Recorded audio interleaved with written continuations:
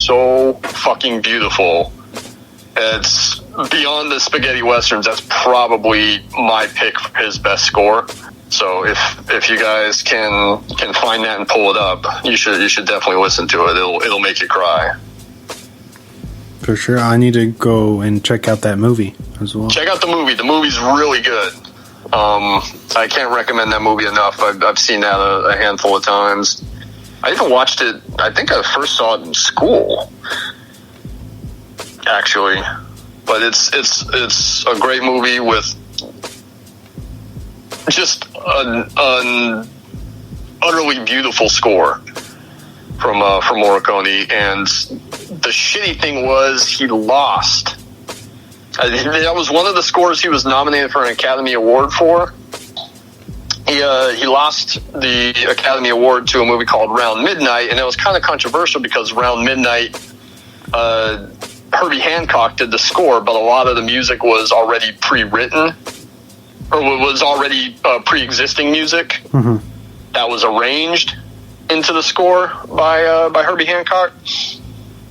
So it was kind of a controversial win for him because, it wasn't totally original. So, and I think Morricone was kind of bummed out by that. He said, that it bummed him out to lose to that score because it was already just pre-existing. It was just the arrangement that had been recognized. I mean, he missed out on the Oscar then. He missed out on the Oscar. That wasn't his first one. He was first nominated for Days of Heaven, which is Terrence Malick. Which I don't know if you've seen that movie. That's one of the few Malick movies I haven't seen. But he did Days of Heaven. That was 1978, and got nominated for an Academy Award. Lost out to Midnight Express. Midnight Express is a great film.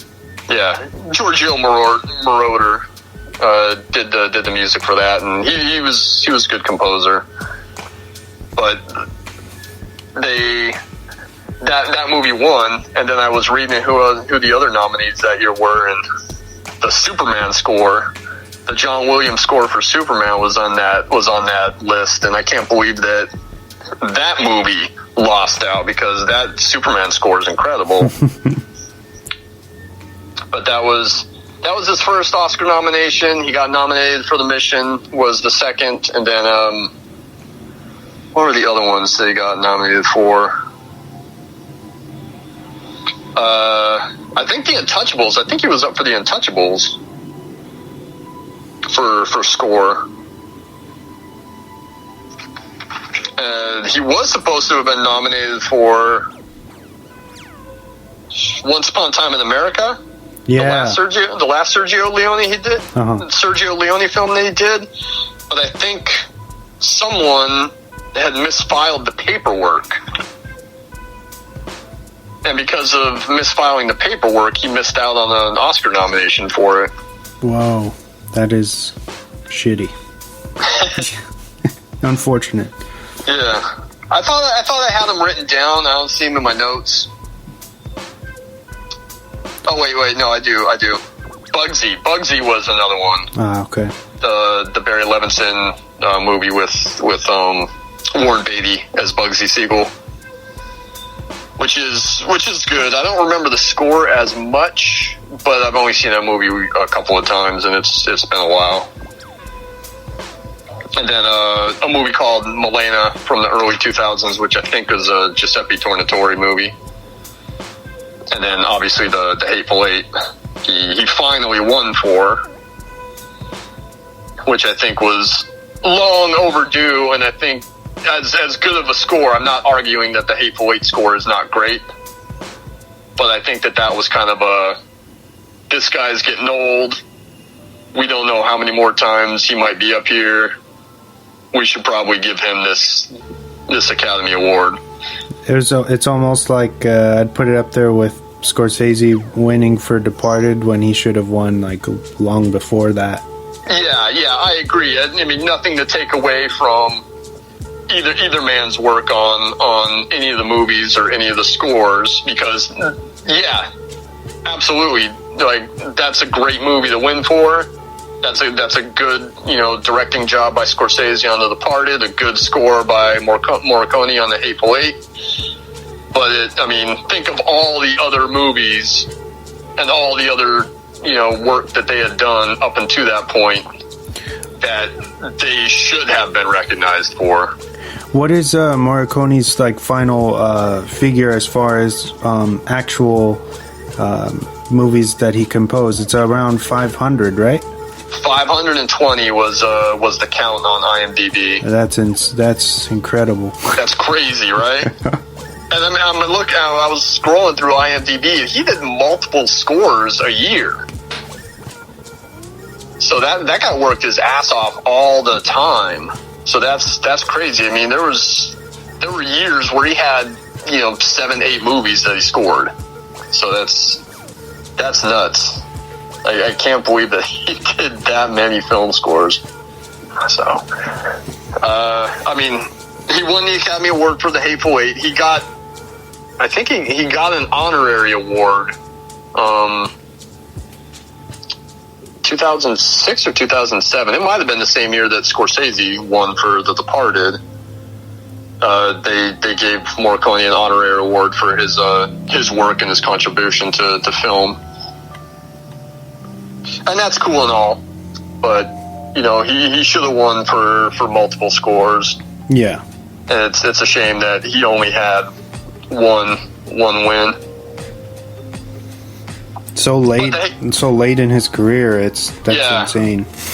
Yeah, that's why I wonder if that was kind of a consolation, because he was 91 when he died, so. What was that, 4 or 5 years ago? So he was, 86, 87? Yeah. About the time he won that. Didn't him and Tarantino have a falling out for a while where he had said he wasn't going to work with Tarantino anymore or something like that?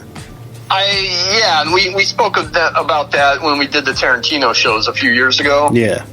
But then I read that he was misquoted on that. I think part of the problem stemmed from he wrote some music for Django Unchained, but I think in the final cut of the movie, in the mix, I think it's mixed with a couple other pieces of music, and I think Morricone was upset about that, and I think that's where that quote or that misquote stemmed from. Was that he was upset about that and said he wouldn't work for him, but a few years later he works for him. So I don't think that they were really angry, or I don't think that Morricone at least was really angry with Tarantino. I think that maybe he was upset about that, but I don't think that he was so angry that he would have said he would never work for him again. I think he was just upset about the way that his original piece of music that he wrote for Django was used in the film. Gotcha. That's what I had read online. So take that for what it's worth. But it seems like that he wasn't as upset as that quote or the press had made it out to be. Because he still did The Hateful Eight for him, and it's a great score. I have that score as well. So that was his last Hollywood film, but even going through some of his stuff, he didn't have a whole lot of Hollywood films in the last 20 years or so. He mainly stayed in Italy. Yeah, I was noticing there wasn't too much that he did over here. Yeah. Later. Yeah, I think one of his last big scores was Mission to Mars, which is the last De Palma movie that he scored for him, which is a shitty movie, but a good score. The movie's bad. It's a bad movie. But I think that might have been the last major Hollywood score that he had. But he mainly scored the Italian films for the last 20 years, and The Hateful Eight was the first one in a long time that he had done. We haven't talked about him scoring The Thing for John Carpenter. I know he's had some really like good collaborations with Hollywood directors, and yeah, the Thing is up there because that score's it's not like an in your face score. It's pretty subdued. Yeah, more muted. Yeah. Yeah, it's pretty quiet, but it works fantastically, building up the tension of the film. I think I read John Carpenter released a statement about losing him, and he was saying how the studio wasn't interested in Carpenter scoring the film at all. And so they were like, well, let's get this guy to score it. Well, yeah, and I think that we talked about that before, too, is The Thing was Carpenter's kind of first major studio movie. And it just got critically panned at the time, right? Yeah, which is nuts, because it's a masterpiece of horror, and it's a masterpiece of suspense and tension. And it took years for that movie to get recognized, and now it's a huge cult film. Yeah, for sure. Like most of Carpenter's work has become, anyways. But yeah, did The Thing. What other major scores they did? I mean, we talked about the De Palma collaborations, but In the Line of Fire, which is a great film. Oh yeah, that's right. Clint Eastwood, right? Yeah, Clint Eastwood, John Malkovich, Rene Russo. That's a good thriller. U-Turn, Oliver Stone's U-Turn. He did the score too. Is that the Sean Penn one? Yes. Yeah, that movie didn't do got like shit on as well, right? Yeah, that movie it's not great. It's based on a book. The guy who wrote the book is John Ridley, who is a Hollywood screenwriter now. He wrote Three Kings. He wrote 12 Years a Slave. Undercover Brother is his. But he wrote the book, which is called Stray Dogs. U-Turn was based on, and I like the book better. Mm-hmm. I'm going to be pretentious and say that. But U-Turn's okay. But I did like the book better. I prefer that. But he had done the score for that. Where else? Bulworth. If you've seen Bulworth with Warren Beatty. Is that one with Halle Berry? Yes. Warren Beatty was a politician. I forget what he was. Might have been running for president, or he might have just been like a senator or a congressman. But yeah, he did the score for that. That's a good satire. And then it gets shit on because it's a bad movie, but The Exorcist 2. Yeah. He had done the score for that. I think The Exorcist 2 was... No, it wasn't. I was going to say that. I think that was one of his first Hollywood films that he did, but no, that...